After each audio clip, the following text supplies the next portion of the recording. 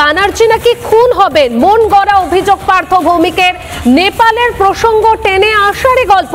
অর্জুন সিং এর নামে থানায় অভিযোগ, দুর্নীতির বিরুদ্ধে গণ অভ্যুত্থানের কথা বলেছে, সংবিধান বিরোধী কোনো কথা বলেনি। ক্ষমতা থাকলে সব থানায় অভিযোগ করুক। পার্থ ভৌমিককে পাল্টা চ্যালেঞ্জ অর্জুনের। বিজেপি নেতা অর্জুন সিং, তিনি তার বিরুদ্ধে অভিযোগ, মমতা ব্যানার্জি নাকি খুন হবেন, মন গড়া অভিযোগ পার্থ ভৌমিকের। নেপালের প্রসঙ্গ টেনে আসারে গল্প। অর্জুন সিং এর নামে থানায় অভিযোগ, দুর্নীতির বিরুদ্ধে গণ অভ্যুত্থানের কথা বলেছে, সংবিধান বিরোধী কোনো কথা বলেনি।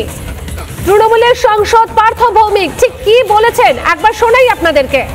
ভয়ঙ্কর স্টেটমেন্ট ব্যারাকপুরের একজন ক্রিমিনাল করেছে, যে তিনি একবার ব্যারাকপুরের সাংসদও হয়েছিল। সেই লোকটি একটি স্টেটমেন্ট করেছেন যে বিনা রক্তপাতে কখনো ক্ষমতার পরিবর্তন হয় না, এবং 20 থেকে 30 বছরের ছেলেরা নেপালে যেভাবে গণহত্যা সংগঠিত করেছে, বাংলাতেও সেরকম হওয়া দরকার।